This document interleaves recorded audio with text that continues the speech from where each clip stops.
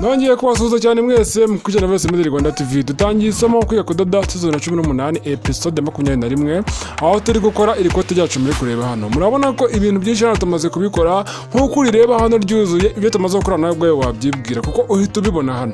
Nuko bati igipande cy'imbere twamaze kugihuza amadekupe yabyo nikora birigaragaza nubwo wenda ryujuje ku josi ridahari ntago turarishyiraho. Noneho yose icy'imbere ntago wenda ikitubuzo cyacyo turagihuza neza no hasi niho buriya naho hagiye kuduteza wenda nyine nangiye kuvuga ngo ibibazo ariko ntago ari ibibazo no kuvuga ngo hagiye kudutwarira undi mwanya hasi kugira ngo tuwahuze mu mugongo naho decoupe naho twamaze kuzihuza kuriya igisigaye no gufatanya n'ibintu bya bidubuzo byacu none ko mande naho kazamenya ibyo ari byo none ikote ryacu tukarisoza da ni kuvuga ati amaboko naho yazabasigaye gusa amaboko ntago agora kugira ngo no mu rutugu hari ibintu by'ibishifo biba birimo abatayire babyita bazita ngo ni purete ngo barazigura ariko nge noneho akarusho nzanazibakorera mbere ku kuntu nayo wazikora hari umuntu butuye ahantu hataba ibintu by'ibikoresho by'abatayire ntareko ukuntu wafata ikimatura cyangwa ikintu cy'igishifo ugakuramo epurete bashyira mu rutugu rw'ikote bigakunda nabyo tuzabyiga ibi ni bimwe mu byagiye biranga no modeli yacu twagiye dukata mbere ku kuntu bapima ibipimo hano ukuntu babigabanya turanapima hano ndabibereka ndagati bamanuka gutya bagatambika gutya tugakata ndagati banzukate kuriya nyuma yaho bakora decoupe kugira ngo decoupe zize neza ibyiza wazikorera nyuma byose twagiye tubikora muri episode ya mbere tuzibyimbya kuriya batahara naho hajya amabiri hari muri kureba wabibonye noneho mutankata kuriya ndakomeza ibi byose mwajya mubona neza akantu ku kandi ni ukuvuga ati uwo ufunguye rino somo bwa mbere inama naguhereza aka kanya ni uko wenda reba wenda ukuntu nigisha urebe nimba wabifata nusanga ari ibintu wafata ari ibintu byakorohera ujye gushaka episode ya mbere hano irahari biroroshye cyane rwose irahari banagiye mpuza udufoto banagiye nshiraho kugira ngo wa muntu ushaka kandi mu episode utazasaga nahinduye ifoto gusanga nyine bibaye ibibazo birabata ngo thumbnail ariko rero ni ibintu biba byigaragaza no kuvuga ati ngenda nzihuza kugira ngo mu gihe cyose ugiye kwiga umenye ngo turi kuri episode ya kangahe bimeze gute na gute no kuvuga ati rero hano turacyakomereje ariko twagarukiye nta gutinda hano banje nananiwe iyi episode nsobanuye no munsi umwari muzika yakane ntabwo biba byoroshye bino bintu kabisa murumva ijwi ryanjye rwose rimeze nk'iryagiye mu kanya uko nari rimeze n'ubu ngubu kabisa emva ni hatari reka dukomeze twagarukire nta gutinda hano mba nkwereka incamake zimara iminota 2 irengaho gatoshye ibi ni ibintu buri muntu mushyashya n'abakeneye cyangwa se umuntu usanzwe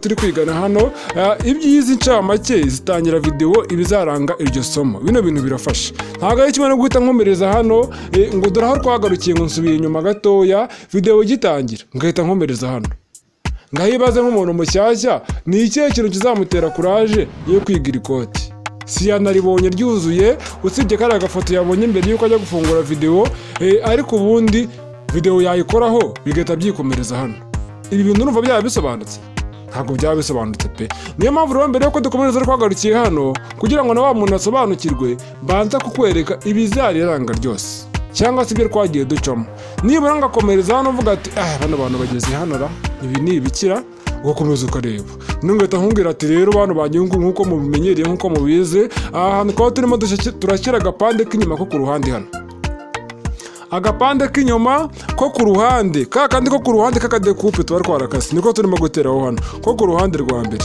noneho wenda n'urundi ruhande hari ahantu kaba kagomba kujyaho runguru ushobora kuba urwa mbere cyangwa urwa kabiri bitewe n'uruhande ushaka kubara muheramo ariko icyambere nuko gateraho kuriya kuri kondisiyo nakubwiye yuko uba ugomba gutera agapande ka dekupe uturutse hasi noneho hari ahantu ukongera ukagorora hajya aka ni aka mbere cyangwa ni aka kabiri hashobora kuba ari ako ka nyuma ariko reka tubashe tubirebe mu kanya noneho gato ko ugorora kuriya n'akametero kawe ni ukuvuga ngo hano ugorora ni hahandi munsi gatoya murabizi ko igipande cy'inyuma n'ubundi hejuru naho twagabanyijeho gato hamwe hakabaye hajya amabere twaragabanyije noneho hajya munsi ya decoupe naho nyine munsi y'amabere gato naho ni ukuvuga ngo guhera hariya munsi yaho kugeza hasi hari ukuntu haba higoretse naho umuntu aragenda akahagorora yera igipande cy'imbere nyine harya ku mabere urahihorera kuko haba hagomba kumera kuriya ariko ibipande by'inyuma na kimwe cy'imbere hagana hasi hose urahagurura kugira ngo ikote ryawe rizabe rigororotse neza.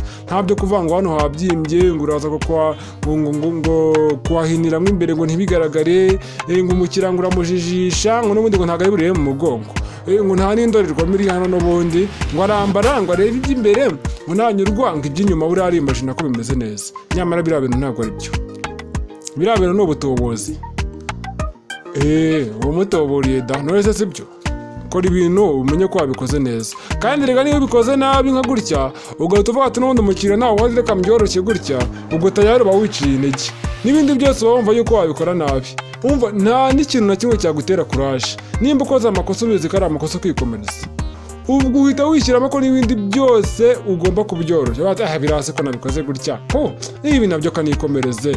Ese ndashyiramo indodo ebyiri hano kubera iki? Ubundi washyiramo rumwe ngahita ngororera rimwe ngahita nikomereza, ubundi biriya ni ibikimba ndimo byose ugahita ubyoroshya. Noneho hari ukuntu wenda usoza ugasanga banabikoze neza pe, simbihakanye.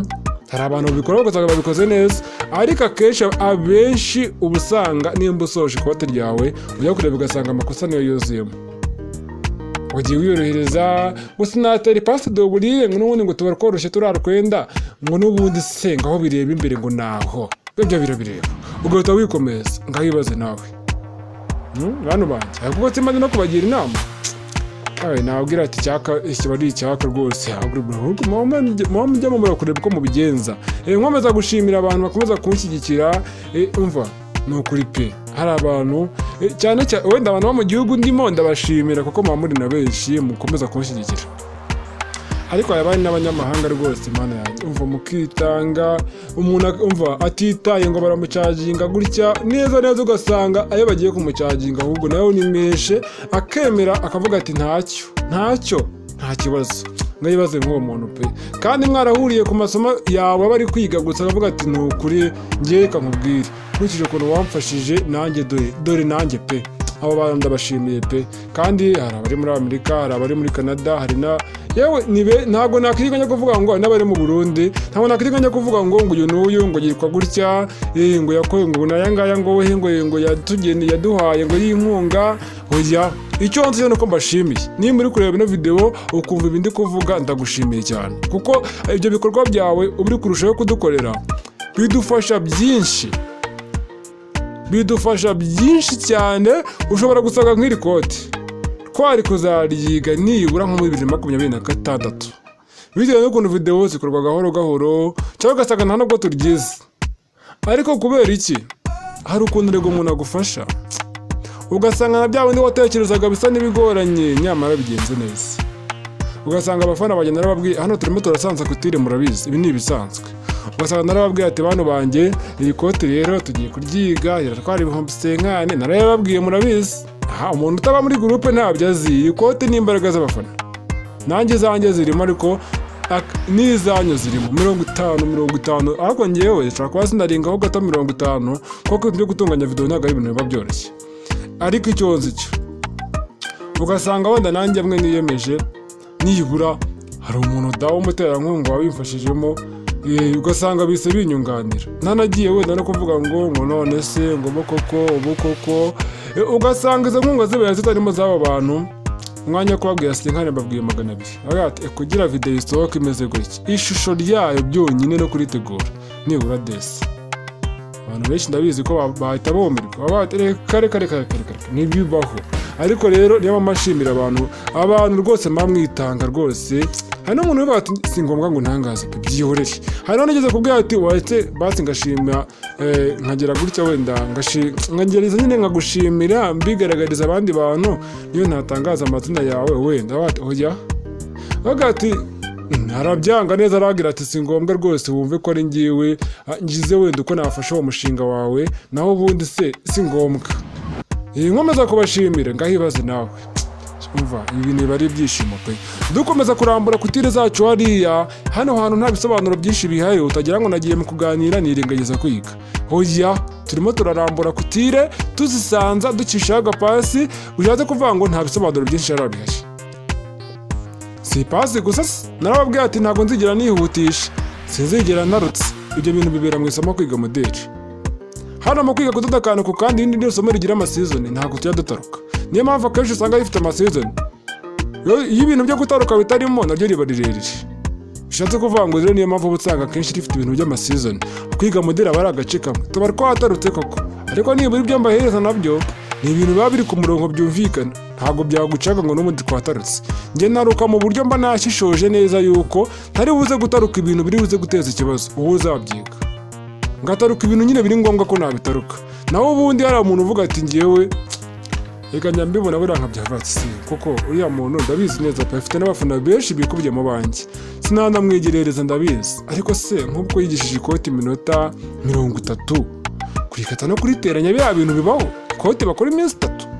Nyine abantu benshi bahita bihutira kureba iyo video bavuga ati ni gute uzajya kureba Voice Model Rwanda TV ufite ama episode 50 y'ikote. Ni urugero mbahashye, ntago azaba 50 ntabyo nzi.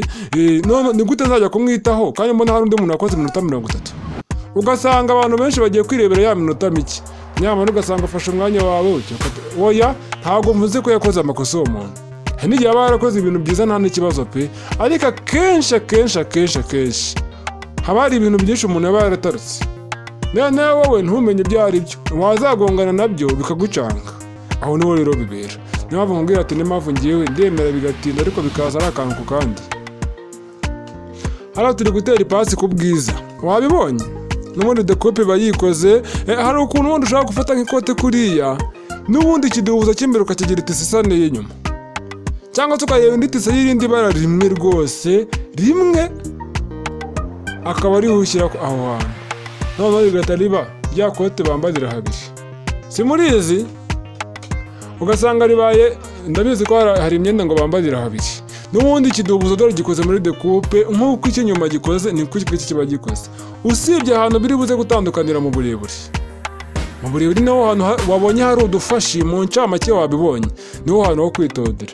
Ariko wenda wagira uko ubihindura ukavuga ati nareba uko mbihindura ku buryo umuntu yaryambarira habiri bigakunda. Birakunda cyane rwose, umva cyane.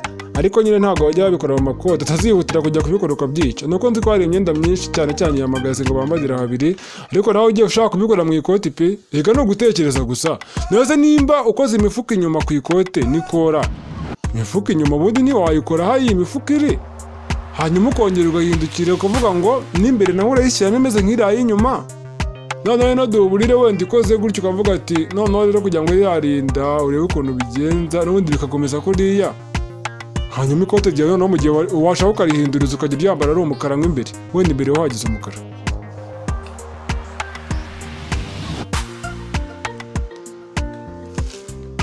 Babwira ngo turimo gusatira ku musozo, ntabwo turagera ku maboko.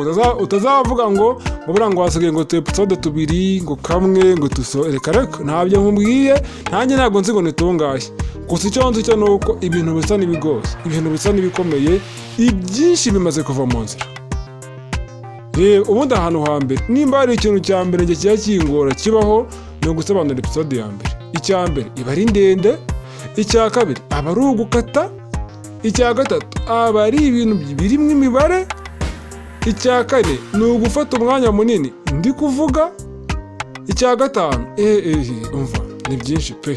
Naho ubundi episode ya mbere yirangiye mpita niruhutse, izi zindi zose ntabwo zinkomerera. Iya mbere niyo mpamvu mbabwira ati episode zose zigiye zimera nk'iya mbere, ntabwo ibyo bintu nabishobora, byagorana. Ni cyagenda nambaririza isomo rimwe mu cyumweru kimwe, kandi ibyo bintu ntabwo mwabikunda. Muba mushaka amasomo ya buri munsi twige, ntabyo kuvuga ngo muri kuno kwezi nkoze video 3, mu kwezi gutaha nkoze imwe, ntacyo byabafasha pe. Ni bya bintu biba birambirana. Ariko ibaze ko buri munsi twiga, kandi twiga isaha irenga n'ubundi. Iyo nkoze episode tugufiya biranyorohera kudusobanura no kukweditinga biranyorohera. Ikibi ni ndende. Wigeze twiga guteka, ndashaka ko tubikomeza nabyo. Hari izindi ndyo dushaka kugira ngo duteke, nabonye abantu barabikunda pe. Gusa nyine gahoro n'ubwo rugendo, ari nako ibikoresho bigenda bivugururwa. Ibyo myanya no guteka biracyakomeza, ntabwo byahagaraye. Abantu babikunze rwose, biraje vuba. Yego nyine ngakishijemo koko bateguza. Wa muntu mwabonye yigisha guteka rwose, afite ama surprise menshi ashaka kubakorera, birimo gutegurwa ubu ngubu. Muzakora mu video irasohotse. Ni ukuvuga ati rero hano turimo gutera za kutire, iyi ni episode yanjye muno munsi mbahaye, nananiwe rwose, reka ngende tuzabonane ejo. Ejo rwose ni ukuvuga ngo zino episode zindi zigiye gukurikira nyine ngomba gutunganyiza ejo, buzongera gusobanura ejo. Uyu munsi wose episode enye ziba zihagije, hanyuma ibi bintu biba bisigaye ntabwo mba ngiye kwicara utagira ngo bamaze gusobanura ntagenda nkajya kuryama nkirirwa nicaye. Reka gusobanura ni kimwe, gusubira ku editinga ni ikindi.